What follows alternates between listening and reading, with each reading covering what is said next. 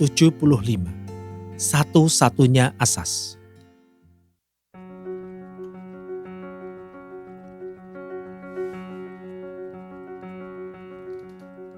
Kita sekarang merasa lega bahwa kita telah menegaskan Pancasila adalah satu-satunya asas dalam kehidupan bermasyarakat, berbangsa dan bernegara. Ini merupakan keputusan nasional kita yang teramat penting dan mendasar. Keputusan ini merupakan langkah yang kita ambil guna meletakkan kerangka landasan di bidang ideologi dan politik sebagai persiapan menuju tahap tinggal landas nanti. Waktu partai-partai politik didirikan di tahun 1945, kita hanya menetapkan bahwa partai-partai politik itu harus mendukung perjuangan kemerdekaan nasional. Pada waktu itu, belum terpikir untuk menentukan hubungan antara asas dan ciri suatu partai politik dengan dasar negara kita, Pancasila, dan cita-cita perjuangan bangsa untuk membangun masyarakat Pancasila. Tidak adanya kaitan antara asas dan cita-cita partai dengan dasar negara dan cita-cita bangsa pernah menyebabkan timbulnya perjuangan untuk mengubah dasar negara. Berbagai bentuk usaha mengubah dasar negara kita itu kita alami, mulai dari yang halus terselubung, melalui jalan yang tampaknya seolah-olah damai dan demokratis, sampai yang berupa pemberontakan bersenjata. Semuanya itu telah kita rasakan akibatnya. Akibat itu, ialah saling curiga yang berlarut-larut di antara kita. Malahan melahirkan pertentangan, keretakan, perpecahan dalam kehidupan bermasyarakat, berbangsa dan bernegara. Dalam rangka meletakkan kerangka landasan di bidang ideologi dan politik, maka di satu pihak kita harus menyelesaikan secara tuntas masalah ini agar tidak berulang lagi di masa depan.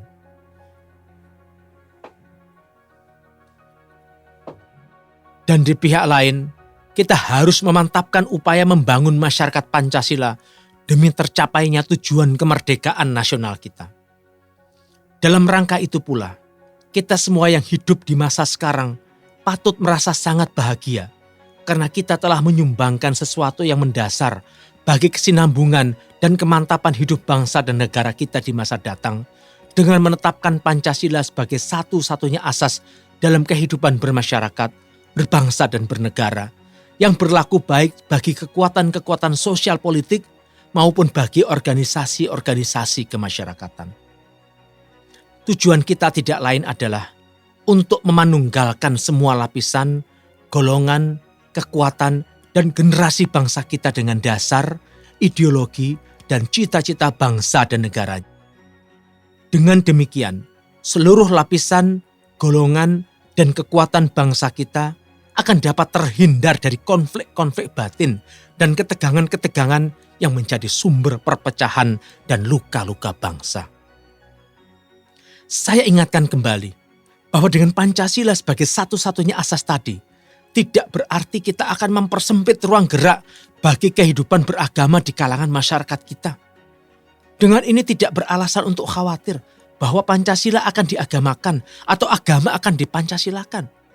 Juga tidak perlu ada kekhawatiran bahwa dengan Pancasila sebagai satu-satunya asas, maka kemerdekaan berserikat, berkumpul, dan mengeluarkan pendapat lalu dibatasi. Kita semua telah berjanji bahwa semua semangat dan pasal undang-undang dasar kita akan kita patuhi setulus-tulusnya. Sebab kita percaya bahwa dengan jalan itu kita dapat hidup tertib, teratur, tentram, dinamis, dan lestari sebagai bangsa. Satu pelajaran yang sangat berharga yang dapat kita tarik dari pengalaman bersama kita dalam menyelesaikan undang-undang yang menyangkut masalah yang sangat mendasar itu, ialah bahwa dengan semangat musyawarah dan kekeluargaan, kita dapat menyelesaikan sebaik-baiknya masalah yang pelik dan muskil itu. Berkembangnya semangat musyawarah untuk mencapai mufakat itu merupakan hasil kita semua dalam 20 tahun yang terakhir, dalam meninggalkan tingkah laku dan budaya politik sebelumnya, yaitu yang menganggap politik sebagai adu kekuatan, pembentukan kekuatan, dan mengerahkan kekuatan untuk melawan golongan lainnya, walaupun golongan itu merupakan keluarga besar bangsa sendiri.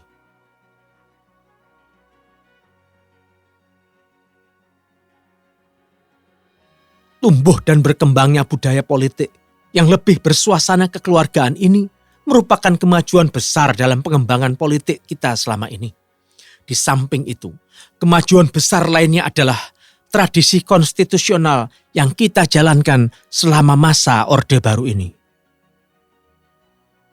Jika kita pernah mengadakan koreksi total dan pembaharuan terhadap masa sebelumnya, maka koreksi total dan pembaharuan yang dilakukan oleh Orde Baru tidak lain daripada untuk meluruskan kembali penyimpangan-penyimpangan dan mengoreksi kesalahan-kesalahan dalam melaksanakan Pancasila dan Undang-Undang Dasar 1945.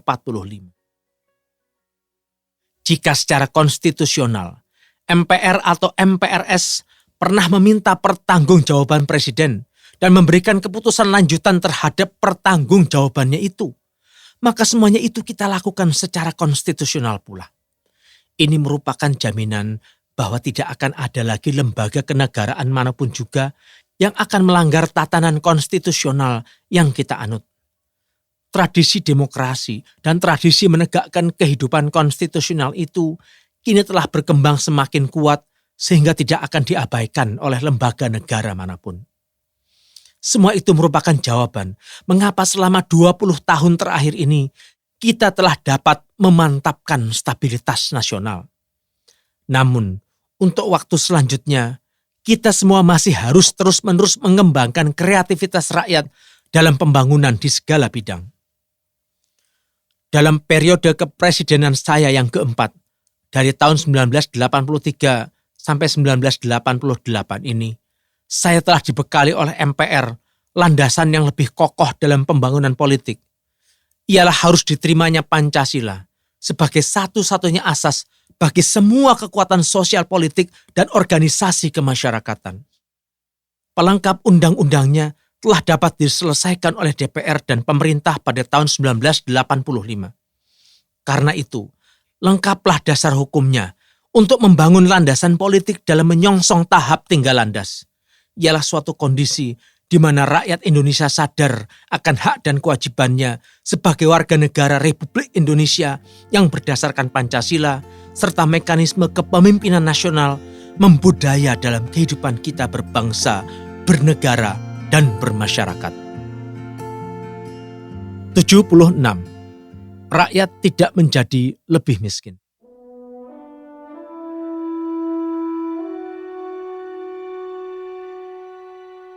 Cita-cita kita adalah masyarakat adil dan makmur berdasarkan Pancasila. Untuk mencapai itu, kita harus bekerja giat dan membangun. Syarat pembangunan adalah stabilitas nasional. Kalau kita jujur, sesuai dengan hukum kehidupan manusia, gambaran yang pasti mengenai masyarakat adil dan makmur itu sukar kita lukiskan dengan jelas. Abstrak sekali. Tuntutan atas jumlah, jenis dan kualitas berubah terus, meningkat terus. Setelah kita bisa makan 3 kali sehari, pakaian cukup 2 setel untuk setahun, mempunyai sisa uang, bisa menyekolahkan anak, tuntutan kita akan berubah lagi. Kita meminta jumlah dan kualitasnya bertambah baik. Jadi, yang semula kita sudah merasa puas, berubah menjadi ingin lebih, ingin tambah, dan tidak ada batasnya. Sehubungan dengan ini, kita jadi berpikir mengenai ukuran adil dan makmur itu, dan jawabannya bergantung pada orangnya. Ukuran adil dan makmur itu tidak terlepas dari penilaian kita masing-masing. Dan hal itu harus dilihat juga dari segi kemampuannya masing-masing. Ada batas minimal untuk menyebutkan bahwa secara lahiriah, seseorang itu mestinya sudah harus bisa mengatakan cukup dan terjamin ketentraman hidupnya. Tetapi ini pun menyangkut lagi soal sikap seseorang. Berkenaan dengan pandangan ini, yang harus kita tumbuhkan ialah sikap hidup kita, supaya jangan dulu melihat ukuran orang lain. Sikap ini harus datang dari kita dahulu, kemudian ditingkatkan sesuai dengan kemampuan kita masing-masing. Dalam menyebut masyarakat adil dan makmur itu, kita harus melihat ke bawah dan ke samping, agar kita dapat mengendalikan diri kita masing-masing. Hendaknya janganlah menuruti hawa nafsu sendiri tanpa melihat kepada yang lebih bawah, tanpa mengontrol diri sendiri. Bersikap sebaliknya cuma akan menimbulkan rasa tidak puas, rasa tidak adil. Hendaknya mereka yang mempunyai kemampuan terbatas bisa mencari kepuasan sesuai dengan kemampuannya sendiri. Dan mereka yang mampu, hendaknya janganlah mengumbar nafsunya untuk kepuasan sendiri dan mengabaikan keadaan masyarakat yang masih dalam keadaan serba terbatas. Pembangunan nasional kita laksanakan dalam rangka pembangunan manusia Indonesia seutuhnya dan pembangunan seluruh masyarakat Indonesia. Begitu ditetapkan oleh MPR dan dipikulkan kepada saya, ini berarti bahwa pembangunan kita tidak hanya mengejar kemajuan lahiriah saja, seperti pangan, sandang, perumahan, kesehatan, dan sebagainya, atau kepuasan batiniah saja, seperti pendidikan, rasa aman, bebas mengeluarkan pendapat yang bertanggung jawab, rasa keadilan, dan sebagainya, melainkan keselarasan, keserasian, dan keseimbangan antara keduanya. Di samping itu, pembangunan itu harus merata di seluruh tanah air dan bukan hanya untuk satu golongan tertentu atau sebagian dari masyarakat, melainkan untuk seluruh masyarakat dan harus benar-benar dirasakan oleh seluruh rakyat sebagai perbaikan tingkat hidup yang berkeadilan sosial yang menjadi tujuan dan cita-cita kemerdekaan kita. Saya ingat kalau pada tahun 1967, 9 dari 10 orang Indonesia hidup di bawah garis kemiskinan, maka pada tahun 1970 itu menjadi 8 dari 10 dan pada tahun 1976 tinggal 3 dari 10. Kenaikan pendapatan rata-rata penduduk golongan miskin di pedesaan bertambah lebih cepat dibandingkan dengan kenaikan golongan kaya. Ini menunjukkan justru di desa, jurang pemisah antara si kaya dan si miskin mulai dapat diperkecil. Mengenai hal ini, yang terjadi di kota memang sebaliknya, yakni kenaikan pendapatan golongan kaya lebih cepat dari kenaikan pendapatan golongan miskin. Ini merupakan fenomena umum pada awal pembangunan negara yang sedang membangun. Tetapi karena bagian terbesar penduduk tinggal di pedesaan dan arah menuju keadilan sosial makin jelas di sana, maka kita dapat meyakinkan pada diri sendiri bahwa arah tujuan pembangunan kita telah benar. Pada permulaan tahun 1985 saya menyebutkan bahwa garis kemiskinan di negeri kita, di mana kebanyakan adalah kaum petani, ialah 320 kg beras per tahun per orang. Yang menetapkan batas itu adalah ahli-ahli ekonomi kita, seperti Profesor Mubiarto dan yang lain-lainnya. Saya pun pernah menghitungnya sekian tahun ke belakang. Dan perhitungan saya itu kira-kira cocok dengan perhitungan para ahli ekonomi kita itu.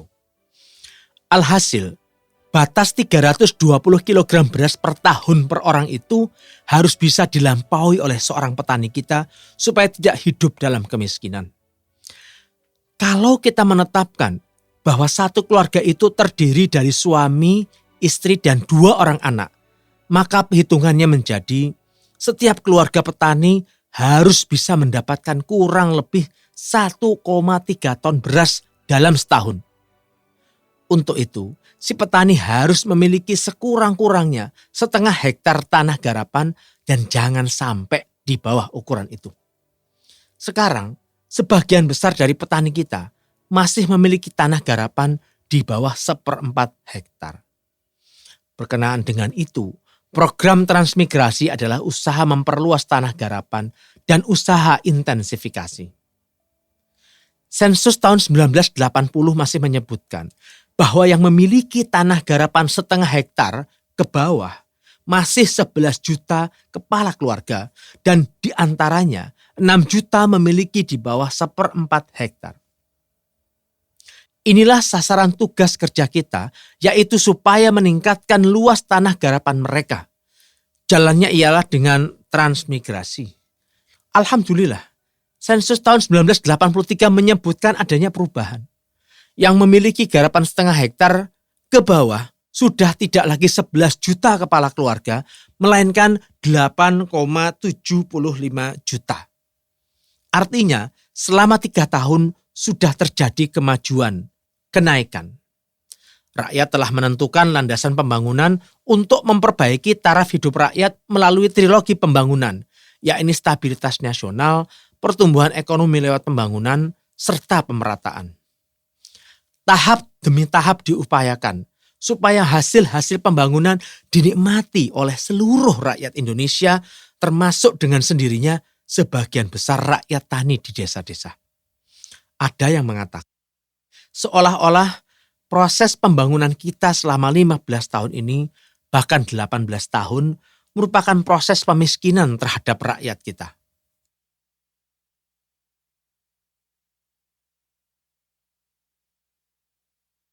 Pendapat yang demikian itu maksudnya tentu baik, yakni untuk memperingatkan agar pembangunan yang kita lakukan benar-benar sesuai dengan tujuannya, yaitu untuk memperbaiki taraf hidup rakyat. Kalau benar begitu halnya di Indonesia selama ini, maka saya berdosa. Tetapi apa yang saya lihat, kebalikan dari pendapat sementara orang itu. Membawa proses kemiskinan, berarti rakyat makin lama makin miskin. Nyatanya, mereka yang tadinya makan hanya sehari sekali, sekarang saya tahu bisa makan 2 kali sehari, bahkan bisa 3 kali sehari. Dengan demikian, maka tentu rakyat tidak menjadi lebih miskin. Sekarang, bukan saja bisa makan, tetapi rakyat sudah mampu membeli sandang. Bahkan sekarang tidak hanya mampu menyekolahkan anak sampai ke SD saja seperti saya dulu, tetapi sudah sampai ke SMA, bahkan ke perguruan tinggi. Semuanya itu harus diterima sekarang sebagai suatu kenyataan. Memang, kita harus meninggalkan yang baik kepada anak cucu kita. Karenanya, usaha-usaha melestarikan sumber daya alam harus kita lakukan. Tidak hanya dengan teori-teori, tidak hanya dengan omong saja, tetapi harus dengan perbuatan-perbuatan nyata. Dan rakyat, apabila diberitahu dan diberi penjelasan, pasti akan menerima dan melaksanakannya. 77. Menghidupkan produksi.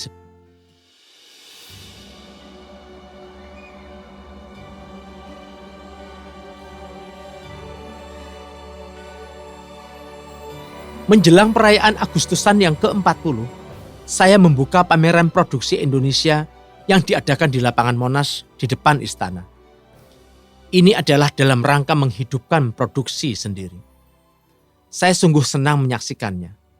Pameran itu menggambarkan diri kita sendiri dan kemampuan kita sendiri setelah kita sebagai bangsa berusia 40 tahun. Kita lihat di sana apa yang dapat kita produksi sendiri, termasuk produksi jasa, hasil-hasil penelitian, rancang bangun, dan perekayasaan. Semuanya merupakan cermin dan tekad kita untuk membangun seperti yang menjadi cita-cita kemerdekaan kita. Dulu, banyak orang yang menyaksikan apakah Indonesia dapat merdeka. Sejarah membuktikan bahwa kesangsian itu bukan saja tidak beralasan, melainkan salah sama sekali. Setelah Indonesia merdeka, orang masih juga meniup-niupkan kesangsian. Apakah kita mampu berdiri tegak sebagai bangsa yang merdeka? Dan apakah kita mampu mengurus diri kita sendiri? Sejarah lagi-lagi membuktikan bahwa kita sebagai bangsa bukan saja dapat bertahan dan mengatasi setiap pergolakan yang timbul, melainkan terutama setelah kita membangun Orde Baru, kita dapat mengurus kehidupan bangsa dan negara kita secara tertib dan teratur berdasarkan Pancasila dan Undang-Undang Dasar 1945. Dalam zaman pembangunan sekarang pun, masih juga ada yang meniup-niupkan kesangsian. Apakah kita dapat membangun masyarakat modern dengan mengerahkan pikiran, tenaga, kemampuan, dan kemauan kita sendiri? Untuk kesekian kalinya, sejarah membuktikan lagi bahwa kita dapat mencapai kemajuan-kemajuan yang berarti sejak kita melaksanakan pembangunan mulai dari Repelita 1 sampai Repelita 4 sekarang ini, 1987.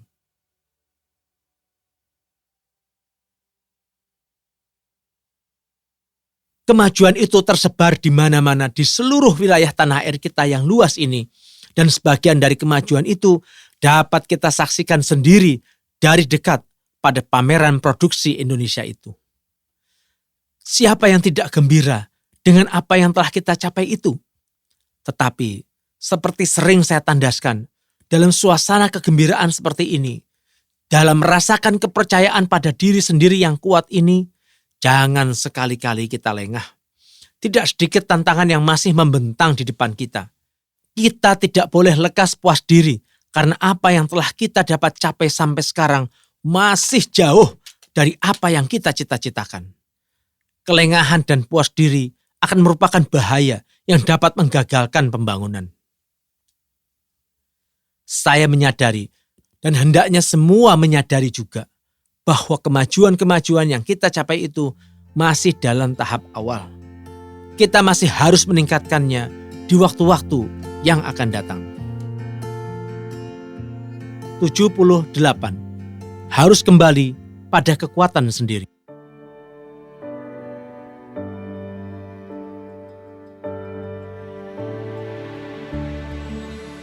Di bulan Agustus 1985, saya berbicara mengenai daya upaya negara-negara berkembang di tengah situasi dunia.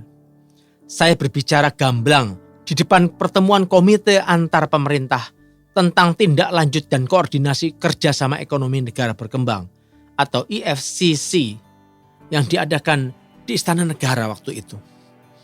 Saya berkata, saya pandang terlalu naif jika negara-negara sedang berkembang dalam melaksanakan pembangunan ekonominya terlalu menggantungkan dirinya kepada negara-negara industri maju. Kenyataan membuktikan bahwa negara-negara maju tetap memprioritaskan pembangunannya demi kepentingan bangsa dan negaranya sendiri. Lihat perkembangan pelaksanaan gagasan dialog Utara-Selatan. Dialog Utara-Selatan itu tidak lancar, kalau tidak bisa dikatakan mandek sama sekali. Lalu adanya proteksi perdagangan yang diterapkan negara maju. Itu merupakan bukti bahwa mereka kurang memperhatikan kepentingan negara-negara sedang berkembang. Saya yakin kita harus membangun dengan kekuatan sendiri, seperti sewaktu kita berjuang mencapai kemerdekaan kita. Begitu pula halnya dengan negara-negara sedang berkembang lainnya. Teori yang menyatakan bahwa dengan berakhirnya resesi, maka negara berkembang dapat memperbaiki ekonomi dunia, termasuk negara berkembang, tidak sepenuhnya benar. Kenyataannya, negara industri maju dengan perbaikan ekonomi itu hanya menuju kepada kepentingan negara dan bangsanya sendiri, sehingga bagi negara berkembang akan sangat kecil kemungkinan adanya pengaruh dari perbaikan ekonomi di negara maju itu.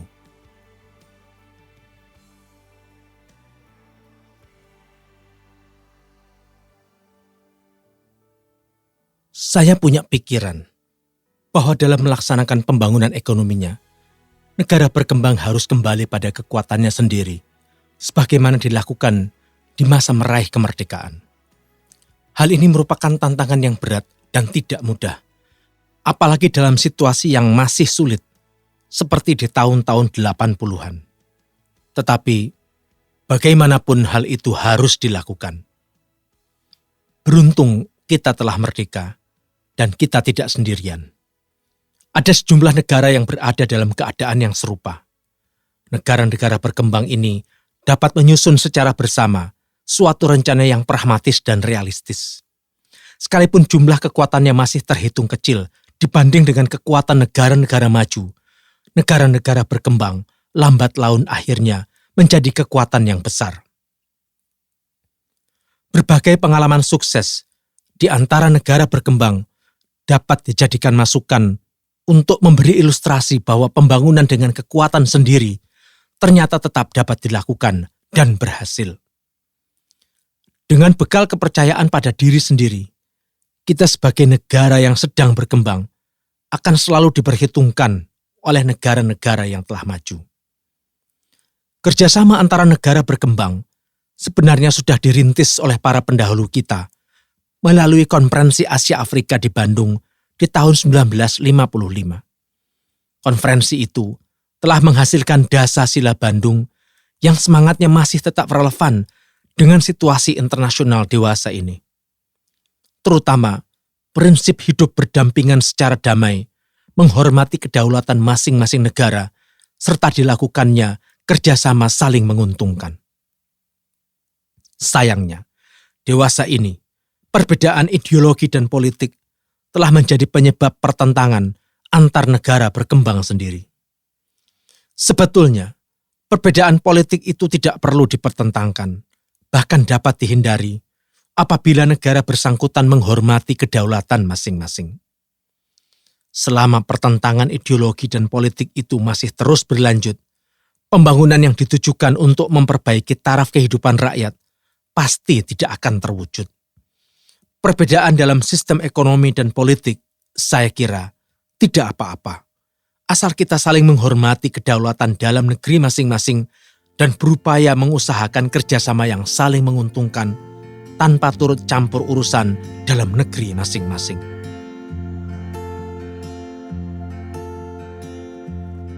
Dengarkan bagian selanjutnya hanya di channel Dengar Buku.